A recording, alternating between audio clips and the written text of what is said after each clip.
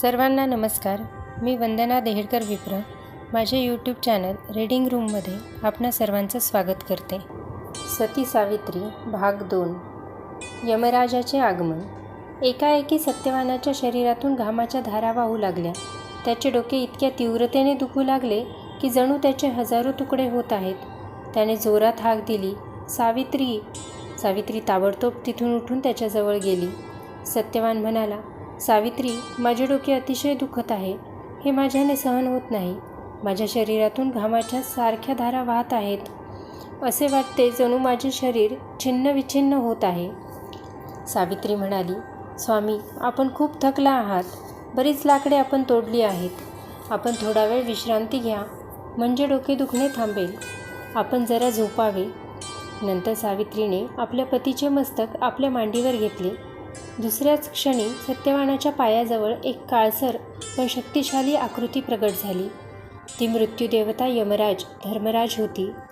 सावित्रीने पतीचे डोके जमिनीवर ठेवले व ती उठून उभी राहिली. तिने यमराजास नम्रतेने प्रणाम केला व विचारले, प्रभो, आपण कोण आहात? आपण येथे कसे काय आलात?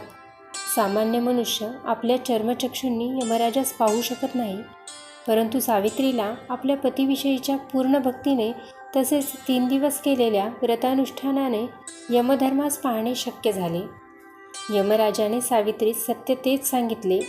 ते म्हणाले, माझ्या मुली, आज तुझ्या पतीच्या जीवनातील शेवटचा दिवस, म्हणूनच मी त्याचे प्राण हरण करण्यास आलो आहे. मी यमराज आहे.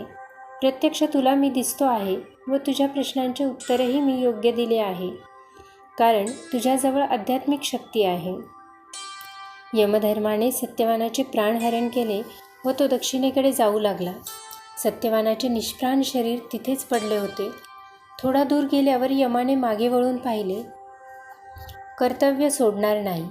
सावित्री आपल्याच मागे येत आहे हे पाहून यमधर्मास आश्चर्य वाटले, कारण आजपर्यंत करोडो लोकांचे प्राण घेऊन आपण निघालो, परंतु आपल्याबरोबर कोणीही पाठीमागे आले नव्हते. यमाने सावित्रीच्या साहसाची प्रशंसाच केली. आपल्या मनातील भाव प्रगट न करताच यम सावित्रीस म्हणाला, सावित्री, जेवढे तुझे पतीविषयक कर्तव्य होते तेवढे तू पूर्ण केले आहेस. तो जिवंत असेपर्यंत त्याच्या छायेप्रमाणे तू सतत राहिली आहेस. आता परत जा. त्याचे व तुझे संबंध संपले. परत जाऊन आता त्याची उत्तरक्रिया कर. सावित्री म्हणाली, जर आपण कोणाबरोबर 7 पावले चाललो तर तो आपला मित्र बनतो, असे सज्जनांचे म्हणणे आहे. मी तर आपणाबरोबर इतक्या दूरपर्यंत चालत आले आहे, तेव्हा आपणही माझे सोबती झालात. म्हणूनच मी आपल्याशी काही बोलू इच्छिते. ज्ञान व धर्म यासाठी लोक वनात तपश्चर्या करतात. सज्जनांचे असे म्हणणे आहे की आपले परमकर्तव्य कोणत्याही अन्य कार्यापेक्षा अधिक महत्त्वाचे असते, आणि हा तर माझा धर्मच आहे की मी माझ्या पतीबरोबर असावे. कोणत्याही अवस्थेत मी माझा धर्म सोडणार नाही. यमराज संतुष्ट झाले. सावित्रीच्या वचनाने यम संतुष्ट झाला, पण एक विचार त्याच्या मनात आला. आयुष्य संपलेल्या व्यक्तीचे प्राण पुन्हा त्यास परत करणे योग्य होईल काय? यम सावित्रीस म्हणाला, सावित्री, तुझ्या मधुर वाणीने मी प्रसन्न झालो आहे. आपल्या पतीचे प्राण सोडून तू कोणताही वर मागून घे, मी अवश्य देईन. धर्मराज, आपण जर खरोखरच मला आशीर्वाद दिला असेल तर मी स्वतःकरिता काहीच मागित नाही, परंतु आपण कृपा करा व माझ्या सासू सासऱ्यांचे डोळे त्यांना परत द्या. यमराज तिच्या बोलण्याने संतुष्ट होऊन म्हणाला, सावित्री, आपल्या पतीच्या आईवडिलांविषयी तुला एवढे प्रेम आहे तर तुझी इच्छा पूर्ण होईल. तू आता परत जा. फार थकली आहेस तू. प्रभू, मी माझ्या पतीसवे असल्यामुळे थकण्याचे काहीच कारण नाही. जेथे पती तेथे मी. सज्जन पुरुषाबरोबर एकदाच झालेली ओळख जीवनभराची मैत्री असते. सज्जनांचा सहवास नेहमी लाभदायक असतो, म्हणून प्रत्येकाने चांगल्या व्यक्तींच्या सहवासात राहण्याचा प्रयत्न केला पाहिजे, सावित्री म्हणाली. तिची बुद्धिमत्ता पाहून यमराजास अतिशय आनंद झाला, पण तो सत्यवानाचे प्राण परत करू शकत नव्हता. तो म्हणाला, मुली, तुझ्या बोलण्याने तर मी खूपच प्रसन्न झालो आहे. तेव्हा सत्यवानाच्या प्राणाशिवाय तू दुसरा कोणताही वर माग. सावित्री म्हणाली, प्रभो, आपण प्रसन्नच झाला आहात तर एवढे मला द्या की माझे सासू सासरे पुन्हा राज्य मिळवून ते न्यायपूर्ण व उत्तम रीतीने चालवोत. यमराजाने तत्काळ तथास्तु म्हणून तिला पुन्हा परत जाण्यास व पुढील कर्तव्यकर्म करण्यास सांगितले. परंतु ती पुन्हा नम्रतेने म्हणाली, धर्मराज, आपण सर्वांना एकाच नियमात बद्ध करीत असता. कोणताही बदल न करता आपण आपले कर्तव्य पूर्ण करता. म्हणूनच तर आपण धर्मराज म्हणविता. तेव्हा मी प्रार्थना करते की माझेही म्हणणे आपण थोडे ऐका. कोणीही कोणाला मनाने, वाणीने व आचरणाने धोका देऊ नये. उलट दुसऱ्याला सहाय्यच करावे. हाच धर्म होय, हाच नियम होय. या धर्मबंधनानेच सृष्टी टिकून आहे. सज्जन आपल्या शत्रूवरही दया दाखवितात, हे मी विश्वासाने सांगते आहे. मुली, तुझ्या अमृतसमान वचनामुळे माझ्या प्रसन्नतेला पारावार राहिला नाही. तेव्हा सत्यवानाचे प्राण सोडून पुन्हा तिसरा वर तू मागून घे. भगवान, माझ्या पित्याचा राजवंश पुढेही चालू राहावा म्हणून त्यांना सुयोग्य पुत्र द्यावा की ज्याच्यामुळे माझ्या पित्याचे राज्य जगात प्रसिद्ध होईल.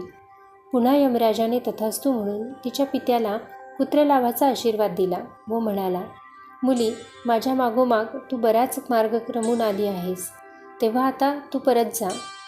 धर्मराज, मी माझ्या पतीजवळ असेपर्यंत मला हे काहीच दूर नाही. मी आपणास पुन्हा जी विनंती करते ती आपण ऐकावी. आपण अतिशय शक्तिशाली आहात, शांत आहात, तसेच शुद्ध हृदयी आहात. आपण सत्य असेल तेच करीत असता, म्हणून आपण धर्मराज आहात. सत्य पालन करणारे आहात. प्रत्येक व्यक्ती नेहमी चांगल्याच्याच शोधात असते. सज्जनाशी मित्रता जोडण्यास तडफडत असते व अशी मैत्रीच विश्वासाला जन्म देते. माझा आपणावर पूर्ण विश्वास आहे, कारण आपण साक्षात धर्मराज आहात. मला माहीत आहे की आपणाकडून माझे काही नुकसान होणार नाही.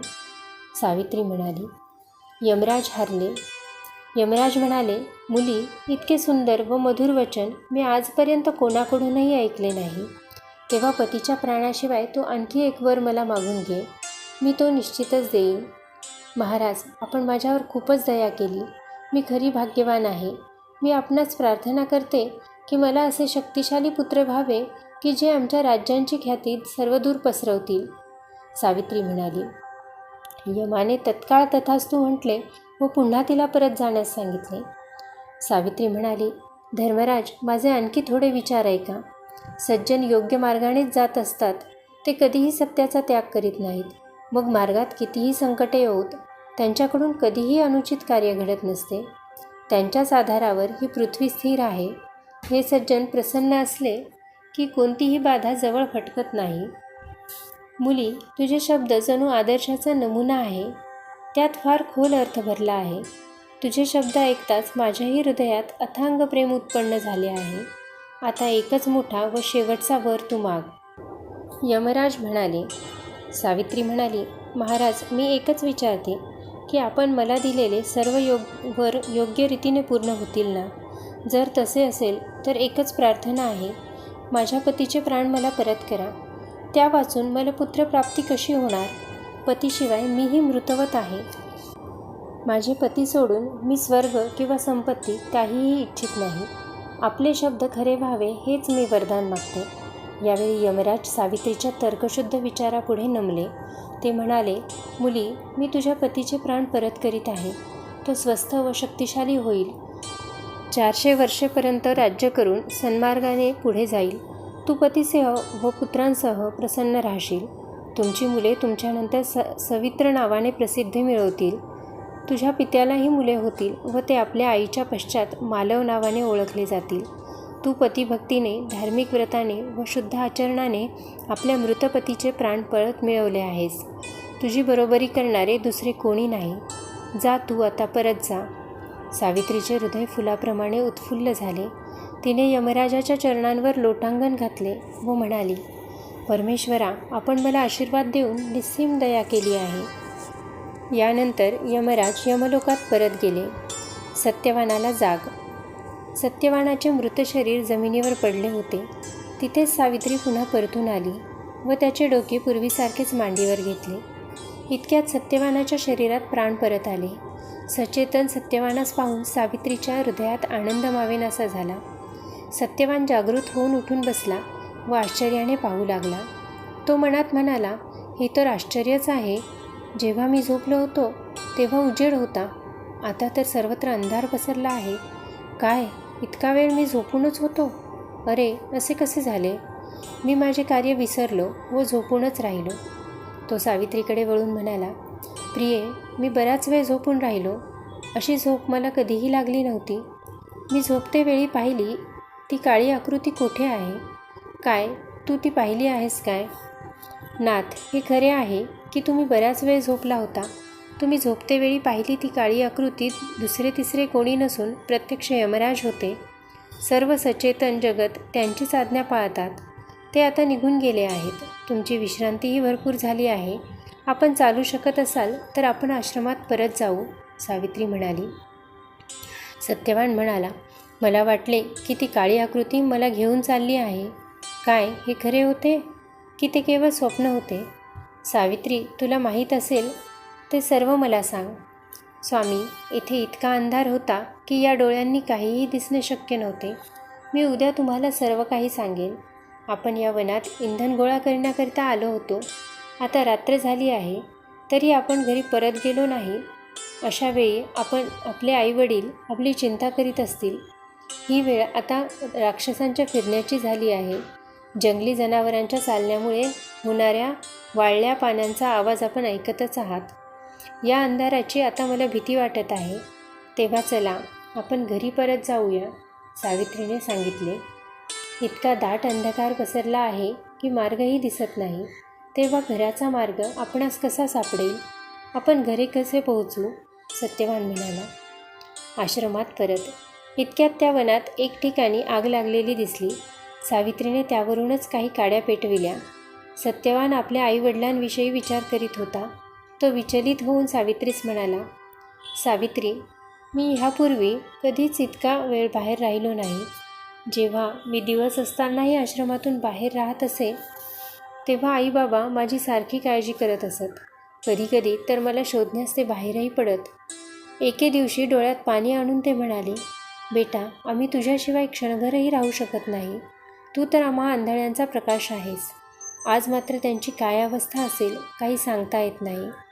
जर काही त्यांचे बरे वाईट झाले तर मी मात्र जिवंत राहू शकणार नाही. ही सगळी परिस्थिती माझ्या या अनावश्यक झोपेमुळेच उत्पन्न झाली आहे. सावित्रीने पतीची नाजूक अवस्था पाहून मधुरवाणीने त्यांचे दुःख कमी करण्याचा प्रयत्न केला. ती परमेश्वराचे मनोभावे स्मरण करू लागली. मनातल्या मनात तिने ईश्वरास प्रणाम केला व प्रार्थना केली. ईश्वरा, जर माझा धर्मावर अढळ विश्वास असेल, मी कधीही खोटे वचन बोलले नसेल, तर माझ्या पतीच्या मातापित्यांना कोणतेही दुःख न होता सुरक्षित ठेव. आजची रात्र माझ्याकरिता भाग्यशाली असू दे. माझे सासू सासरे माझ्या सच्छील जीवनापासून बल प्राप्त करून जीवित राहावं. सत्यवान म्हणाला, प्रिये, आईबाबांच्या जीवनात काही दुर्घटना घडण्यापूर्वीच आपण त्यांच्याजवळ गेले पाहिजे. जर तुझे माझ्यावर खरे प्रेम आहे तर लवकर चल. आपण अगदी जवळच्या मार्गाने जाऊत. सावित्री त्वरित उठली. पतीलाही उठण्यास तिने हाताचा आधार दिला. फळांची टोपली तिने एका झाडास लटकवली. थोडा वेळ विचार करून कुऱ्हाड मात्र आपल्याबरोबर घेतली व ते दोघेही आश्रमाकडे जाण्यास निघाले. सत्यवान म्हणाला, सावित्री, हा तर आपला नेहमीचाच रस्ता आहे. तेव्हा चालण्यास काहीच अडचण नाही. हे बघ, आपण याच मार्गाने आलो होतो. येथेच तर आपण फळे गोळा केलीत व येथेच फुलेही वेचली होती. पहा, आपला हा रस्ता याच उपवनातून गेला आहे. त्या भागात काटे पसरले आहेत व हा उत्तरेकडील रस्ता आपल्या झोपडीतच जातो आहे. असे म्हणून व पुन्हा मातापित्याचा विचार करीत सत्यवान घाईघाईने चालू लागला. सावित्री देखील त्याला साथ देत होती. ती पवित्र रात्र. इकडे आश्रमात द्युमतसेन काळजी करत विचार करू लागला, आज सत्यवान अजूनपर्यंत का बरे परत आला नाही. याच अवधीत त्यांना दृष्टीलाभ झाला व ते सर्वत्र पाहू लागले. जीवनात पुन्हा परत मिळालेल्या प्रकाशाने, दृष्टीलाभाने त्यांच्या आनंदास पारावार राहिला नाही. परंतु सत्यवानाची आठवण होताच पुन्हा ते काळजीत पडले. त्यांची प्रिय पुत्रवधू अजूनही परत न आल्यामुळे पतीपत्नीच्या अंतःकरणात भीती उत्पन्न झाली. वारंवार ते परस्परास विचारित. सत्यवान अजून आला नसल्याने ते चिंताग्रस्त झाले होते. त्यांनी जवळपासच्या सर्व झोपड्या शोधल्या. कोठेही थोडासा जरी आवाज झाला तरी तिकडे त्यांची नजर फिरत असे. त्यांनी प्रत्येक जलाशयाचाही शोध घेतला. रानावनातून चालताना त्यांना दगड लागत, काटे बोचत, त्यामुळे त्यांचे पाय रक्ताळून गेले. बाजूच्या झोपड्यातून राहणाऱ्या प्रौढ अनुभवी लोकांनी त्यांचे सांत्वन केले व निराशा टाळण्याचा पूर्ण प्रयत्न केला. मातापित्यांच्या अशा व्याकुळ अवस्थेतच सत्यवान सावित्रीने आश्रमात पाऊल टाकले. त्या तरुण दंपत्याचे आगमन होताच सर्व वातावरण आनंदाने भारावून गेले. प्रत्येकाच्या चेहऱ्यावरून इतका वेळ का, हाच प्रश्न स्पष्ट दिसत होता. सत्यवान म्हणाला, मी तर रानात लाकडे तोडीत असता माझे डोके खूप दुखू लागले. वेदना असह्य झाल्या म्हणून मी थोडा वेळ झोपलो. जेव्हा मी झोपून उठलो तेव्हा अर्धरात्रीची वेळ झाली होती. जरी सर्वत्र अंधकार पसरला होता तरी आम्ही मार्ग काढीत येथे येऊन पोहोचलो. आम्हाला माहीत होते की आपण सर्व काळजीने दुःखित झाला असाल. त्या झोपडीत एक गौतम नावाचे वृद्ध ऋषी राहत होते. ते म्हणाले, सत्यवान, अरे, तुझ्या आईवडिलांना पुन्हा नेत्रज्योती प्राप्त झाली आहे. तेव्हा तुमच्या या उशिरा येण्यास जरूर काही कारण घडले असले पाहिजे. सावित्रीला याची माहिती असावी. बेटा सावित्री, सर्वांना सांगण्यासारखी जर काही घटना घडली असेल तर ती जरूर सांग. तुझ्याही चेहऱ्यावर एक अलौकिक कांती झळकत आहे. महर्षे, आपण जे म्हणता ते सत्य आहे. यात लपविण्यासारखे काहीच नाही. जे काही वनात घडले ते सर्व आपणास मी जरूर सांगेन.